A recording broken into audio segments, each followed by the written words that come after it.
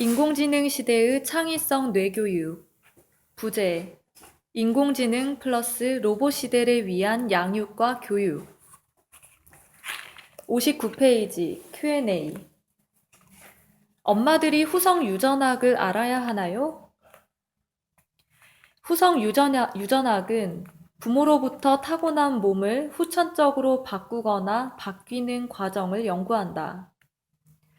우리 DNA도 끊임없이 환경과 상호작용을 하는 열린 자연사 박물관과 마찬가지다. 외부의 손님들이 들어와서 매머드의 상아를 빼서 도망갈 수도 있으며 오래된 가구를 부수거나 그림에 낙서를 할 수 있다. 세포 안에 핵 안에 꽁꽁 숨어 있지만 외부의 정보를 수시로 받으면서 스스로 변하기 때문에 열린 건물이나 마찬가지다. 우리 몸과 세포에 수많은 구멍과 틈이 있듯이 세포 핵에도 수많은 틈과 구멍이 있다. 그래서 엄마들이 후성 유전학을 알거나 믿거나 해야 본인 스스로에게 조심하게 되고 아이에게도 조심하게 된다. 아이에게 무심코 던진 냉정한 폭언은 아이의 몸속 호르몬을 바꾸고 그 호르몬은 세포에게 다음과 같은 말을 던진다. 이 세상에 믿을 사람 없고 이 세상은 냉혹한 빙하기와 같으니 우리 그냥 일찍 죽는 것으로 합의를 볼까? 그런데 저런 말은 태교를 하면서도 우울한 산모가 아이에게 던지게 된다. 저런 기분에 노출된 엄마의 아이나 어린이들은 장기 기억력이 나빠져서 영원한 장기 기억력을 가진 인공지능을 절대 능가하지 못하는 어른이 된다. 장기 기억은 지식의 융합과 시너지를 위해서 반드시 필요한 영역이다. 반드시 필요한 역량이다. 특히 10세 이전의 아이들은 세포와 두뇌와 DNA 변이의 민감도가 매우 높기 때문에 엄마와 아이를 돌보는 양육자들은 더더욱 자기 마음을 아름답게 다듬고 즐겁고 창의적 활동을 하면서 늘 긍정적인 기분을 유지해야 한다. 몰입과 창의적 활동이 긍정적 기분의 기본이다. 아이들은 주변 어른들의 기분과 표정과 태도에 의해서도 두뇌와 DNA를 조절한다. 아이들이 후성 유전학적인 민감성이 높다는 것이 엄마가 후성 유전학 상식을 가져야 할 이유이다. 임신하기 2년 전부터 자기 몸과 마음을 맑고 밝게 유지하면서 남편을 골라야 할 것이다. 연애와 결혼 생활도 조금은 창의적으로 해야 자본주의의 상대적 박탈감을 이겨낼 수 있다. 지중해에 놀러가서 고급 스파게티를 먹을 수 없다면 시골 체험에 가서 우리 통밀을 얻어 텐트 옆에서 구워 먹어보자.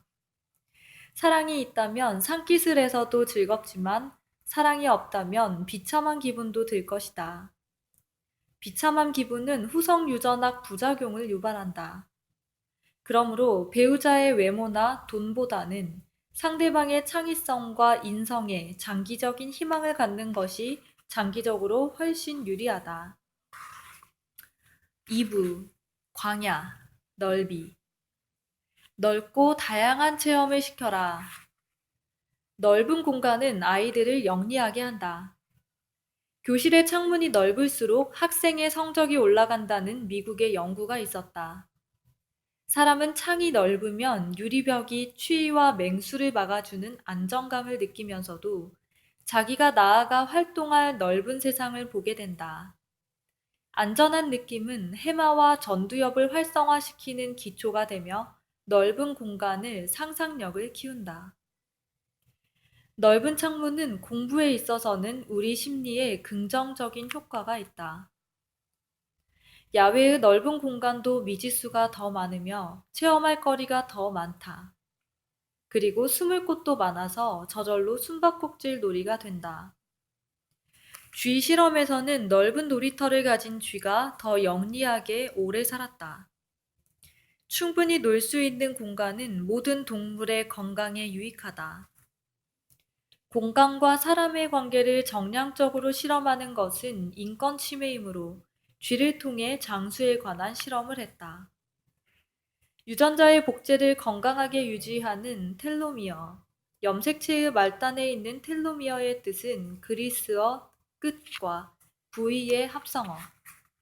텔로미어의 길이가 짧아질수록 세포가 늙었다는 것을 의미하며 여러 차례 세포 분열을 하면서 대부분의 텔로미어 DNA가 손실되면 세포는 세포 분열을 멈추고 사멸함.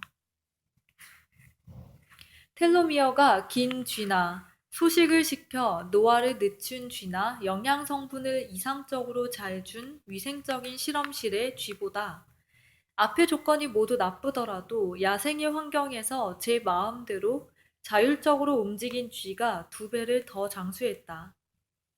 같은 종류의 쥐가 앞에 두 그룹은 2년, 뒤에 자율적 그룹은 4년을 살았다고 한다. 위의 실험은 자기주도성이 장수의 가장 큰 요인임을 보여주는데 장수하는 노인들도 자발적인 일과 활동을 계속하는 공통점이 있다. 그 노인들은 10세 이전부터 자기주도적인 삶을 살도록 삶의 패턴을 학습했을 것이다. 지능과 건강에 영향을 주는 기본적인 음식이 주어진 다음에는 자기주도성과 삶의 의욕이 건강과 성공과 장수의 가장 큰 요인이며 그런 점을 잘 보여주는 영화가 가타카이다. 이 영화는 꿈을 갖고 삶을 주도해 가면서 열등한 유전자를 극복하는 도전이 줄거리이다. 자녀가 꿈과 주도성을 갖는 것의 중요성을 깊이 느끼기 위해서 함께 보면 좋을 영화이다. 한자로 도배하고 낙서로 소통하라. 한글과 알파벳은 공간이 있는 그림이 아니다. 표음 문자들은 공간보다는 소리가 있는 상징 기호이다. 그래서 어려서 한자를 쓰는 아이와 한글만 쓰는 아이는 특히 공간지각 능력에서 큰 차이를 보인다. 한자는 상형 문자가 기본이라서 모양과 동작이 들어있다. 그래서 한자의 활용은 생각에다 운동하는 부위가 더 활성화된다. 다중지능을 연구한 하워드 가드너는 창의성과 통찰력에 가장 큰 영향을 주는 지능이 공간지각 능력이라고 주장했다. 공간을 조작하거나 공간 속에서 행동하는 두뇌는 언어를 다루는 상태보다 훨씬 광범위한 영역을 쓰게 된다. 인공지능을 연구하던 학자들은 글짓기보다 아기의 걸음마가 더 어려운 수준임을 알고 놀랐다. 로봇이 말하게 하는 것은 쉬웠지만 걷고 균형 잡게 하는 것은 훨씬 어려운 일이었다. 인간은 대뇌보다 20배나 촘촘한 소뇌의 시냅스를 가지고 있다. 그만큼 인간에게 걷고 뛰는 것이 중요했으며 걷기 위해 진화한 시간이 길다는 뜻이다. 즉, 인간의 뉴런은 말을 연구한 기간보다 동작을 연구한 기간이 훨씬 길다는 뜻이다. 사람들은 두뇌의 연결성을 연구하다가 소뇌의 건강함이 대뇌의 건강함으로 연결된다는 것도 알게 되었다. 15세 이전에 공간에서 활동한 체험이 부족한 성인은 성인이 되어서도 대인관계에 어려움이 있거나 판단력의 경우가 없거나 하는 대뇌의 기능장애가 올 확률이 높다. 사원 단합대회는 족구나 축구로 시작하여 술과 고기가 나오며 마무리된다. 이 순서는 과거 인류들이 사냥 중 협업을 하다가 잡은 고기를 나눠 먹는 순서와 같다. 인간들의 사회성 발달에는 언제나 상당히 과격한 팀플레이가 있었다. 우리의 소뇌와 대뇌가 다량의 신경망 고속도로로 연결되어 있다는 것은 대뇌의 사고력과 눈치가 운동이나 사냥이나 만들기와 요리 등의 조작을 통해서 발달했다는 뜻이다. 그래서 현대인들도 운동이나 만들기나 악기 연주 등의 근육 활동이 부족해서 생기는 소뇌의 위축은 곧 광범위한 대뇌의 활동에 어떤 식으로든 부족함을 만들게 된다. 새로운 아이디어를 떠올리는 유레카의 상태도 운동을 하는 두뇌처럼 광범위한 두뇌가 협력하는 상태를 보인다. 그래서 현자들은 걷는 중에 생각을 했고 깨달음을 얻었다. 왜? 직감적 아이디어와 통찰력이 공간 지각 능력과 관련이 많은지는 fMRI로 두뇌의 활동 패턴을 모아도 알 수 있다. 우리 두뇌는 그림 지각 시기가 있다. 대략 7세 이전이 그림 지각기로 알려져 있다. 7세 이전의 한자 교육이 중요한 이유는 그 시기의 아이가 지식을 쌓는 방식이 문자가 아니며 그림 지각이기 때문이다. 한글과 영어는 그림이 아니라 기호이다. 7세 이전의 두뇌가 즐겁게 정보를 다루는 방식이 아니다. 하지만 한국의 유치원은 한글 조기 교육에 빠져 있다. 어떻게 이 상황을 극복할 것인가? 7세 이전의 아이와 함께 그림 한자로 놀고 그 결과물을 벽과 천정에 붙이고 낙서를 통해 놀면서 하기 시습지하게 하여야 보상이 될 것이다. 식탁보 이불보를 그림 한자 낙서장으로 만들고 매달 교체를 하자. 인간의 두뇌는 10세 이전의 공간 체험으로 두뇌 전체의 연결이 원활해진다. 그 원활한 연결은 우리 의식과 무의식의 연결을 좋게 만든다. 그래서 예체능을 많이 할수록 직감력이 좋아지는 것이다. 그 직감력은 노벨상이든 논문이든 발명이든 예술이든 체육이든 마지막 경쟁에서의 결정적 작은 차이를 만든다. 그 작은 차이는 올림픽을 보아도 알 수 있고 수능 시험을 보아도 알게 된다. 잠시 집중력이 흐트러지면 금메달이 동메달이 되거나 수능 시험에서 몰입을 못하고 잠시 딴 생각을 해도 서울대와 지방대의 차이를 만든다. 10세까지의 엄청난 예체능 체험과 11세부터 15세까지의 예체능 중 어느 것을 선택하여 고도화하는 훈련은 마지막에 웃는 사람을 만든다. 반응하는 교육 RT와 자기주도적 체험. 인공지능을 이기는 직감력과 창의력에 대해 연구를 해보니 오감이 종합적으로 사용되는 요리와 운동, 만들기 등의 전체 체험이 가장 중요했다. 뭔가 직접 만들어서 노는 것, 첫렵으로 물고기를 잡아서 직접 매운탕을 끓여 먹는 것이 바로 창의력을 높이는 전체 체험이다. 사냥과 놀이와 요리는 인류가 가장 많이 누려왔던 전체 체험의 기본이다. 지금은 캠핑과 낚시가 가장 유사할 것이다. 계획을 세우고 사냥이나 팀을 나누어 하는 게임, 도구를 만들거나 창의적 놀이를 하는 것, 이야기의 기승전결을 모두 보는 것, 주말 농장을 일구어 씨를 뿌려서 가을에 익은 토마토를 따서 스파게티 양념을 만들고 딸기를 따서 잼을 만드는 과정. 생명의 한 주기를 모두 체험하는 것이 직감력과 창의력의 핵심이다. 부분 체험은 응용력의 시냅스를 연결하는 것을 완결하지 못한다. 대량 생산된 장난감이나 모니터의 영상으로 아이를 조용하게 만드는 회피적 양육은 창조나 공부가 아닌 과소비에서 행복을 찾는 성인이 되게 하는 첫걸음이다. 소비에서 도파민을 느끼는 아이는 이후에 점점 커가는 소비욕을 만족시키지 못하게 되어 가난한 부모를 원망하는 사람이 된다. 그래도 장난감 없이 유년기를 지나가게 할 수는 없다. 그래서 장난감과 책을 고르는 원칙을 가져야 한다. 장난감은 아이가 스스로 가지고 놀 것을 정하는 자기 결정성과 장난감의 가소성과 놀이 방식의 협동성이 대원칙이다.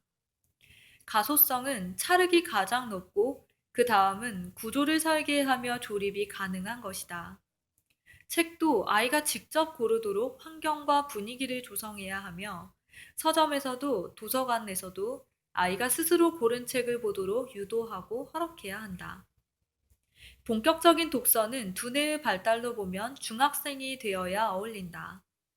초등학생들은 현재 체험하고 있는 활동과 관련이 있는 책으로 관심을 유도해 주는 것이 좋다.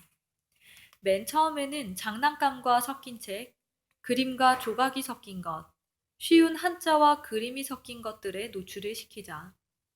그런 책과 놀거나 읽어줄 때도 총 감독은 아이여야 하고 부모는 조연출 정도가 되어야 좋다. 책장을 넘기는 결정은 아이가 하게 해야 아이가 총감독이다. 첫 돌이 지나면 반응성 육아법인 RT를 실천해야 좋다. 3세에서 4세부터는 책을 읽어주더라도 절대 자기 결정성을 훼손하면 안 된다. 책에 관심이 없는 아이를 책으로 유도할 필요가 없다. 10세 이전의 아이는 리딩으로 리드하면 할수록 직감력이 약해지기 때문이다. 오감에 충분한 체험이 없이 독서 지도를 하는 일은 밑빠진 독에 물 붓기가 될 수 있다. 책을 좋아하는 아이일지라도 서점에서의 책의 선택, 책꽂이에서의 선택, 읽는 속도, 책장을 넘길지 말지 등등 모든 책 관련의 활동의 주도권을 아이에게 주어야만 도파민계 회로가 잘 발달한다. 만일 부모가 권하고 싶은 책이 있다면 그 책과 관련된 체험을 허락한 이유에 관련된 책으로 거미줄을 치고 아이가 책에 호기심을 보이며 걸릴 때까지 기다려야 한다. 절대 미끼로 낚으려 하지 말고 거미줄을 치고 자기 주도적 체험을 선택할 때까지 기다리기 바란다. 이미 설정된 분위기에서는 부모가 원하는 책을 만날 확률이 높을 것이고 스스로 책을 고르는 자기 결정성은 나중에 열정과 노력을 이끌어낸다. 사람의 원초적 동기부여의 출발은 자기 결정성이기 때문이다. 뭔가 먼저 시작하는 기질이 부족한 아이라면 부모가 먼저 뭔가 제시하며 선택을 유도해야 하는데 이런 상황에서 선택하는 아이가 자기 결정성을 느끼기 위해서는 5가지에서 9가지의 선택지를 줘야 한다. 사실 5가지의 옵션을 생각하기도 쉽지는 않다. 아이의 눈높이와 지적인 발달에 맞게 선택 범위를 늘 연구해야 한다. 어릴 적 체험이 노벨상 아이디어가 된다. 에릭 에릭슨의 발달 심리 연구대로 인간은 어쩌면 10세까지의 체험들이 100세까지의 삶의 패턴을 만든다고 볼 수 있다. 농촌에서 일하는 부모를 돕다가 나비를 따라가며 놀다가 다시 토끼를 키우려 토끼풀을 뜯다가 할아버지와 함께 소죽을 쓰던 추억들은 어리지만 뭔가 역할을 할 수 있으며 놀기도 하지만 또 뭔가 열심히 잘해야 한다는 생각을 온몸에 새긴다. 예전의 어린이는 어리지만 자기가 할 일들이 있었고 그 일들은 공동체의 삶을 위해 꼭 필요한 일들이었다. 필자도 아마 학교를 갈 나이 이전부터 뭔가 일을 했던 기억이 난다. 초등 저학년부터는 거의 매일 아침 뒷산에 가서 아궁이에서 밥을 할 땔감을 비료포대 하나씩 주워왔다. 그 일은 우리 식구가 밥을 먹는 행위에 있어서 매우 중요한 일이었다. 여름에는 형과 시원한 물이 나오는 약수터에 가서 물을 주전자에 길러왔는데 그 물로 미숫가루를 타먹었다. 설탕을 듬뿍 넣는 어머니가 고마웠다. 7세의 물감놀이 체험이 계속 기억 속에서 발달하여 비슷한 원리로 형광 단백질 개발로 노벨 화학상을 받은 로저체는 어릴 적 놀이가 성인기의 성과가 된 대표적인 사례이며 이런 경향은 모든 발명가, 예술가, 과학자들의 공통점이다. 외과용 수술 로봇을 만든 아킬 메드하니는 어린 시절 손으로 모형을 만들기를 좋아했고 자신만의 장난감을 디자인하는 것을 즐겼다. 나이 많은 형과 함께 모델 로켓도 만들곤 했다. 이렇게 도구와 물질을 직접 다뤄본 많은 경험은 나중에 발명과 발견에 직관력을 준다. 난 어렸을 때 발명가가 되겠다는 생각이 없었어요. 발명하느라 너무 바빴거든요. 로봇 개미 발명가 제임스 맥러킨의 말은 어린 시절의 행동들이 어떻게 어른까지 계속 이어지면서 락지자 인재가 되는지 보여주는데 락지자 인재는 에밀 쿠에가 주장한 무노력에 노력을 하며 강력한 자기 암시가 무의식에 저장된 천재가 된다. 어른이 되어서 새로운 발견과 발명을 하는 사람들은 공통점이 있다. 어려서부터 그렇게 놀았다는 것이며 커서도 스스로 어린아이라고 표현하거나 어린아이처럼 살고 싶다는 말을 한다. 미술의 천재 피카소는 어린아이가 되기 위해 평생을 노력해왔다고 80대의 말년에 고백했으며 과학의 아버지 뉴턴도 자기 삶을 회고하는 인터뷰에서 자기는 해변에서 아이처럼 뛰놀다가 발에 걸려 죽은 조개 껍데기와 조약들이 공식들이었다고 말했다. 끝. 네네. 바로 옆에 있었지롱.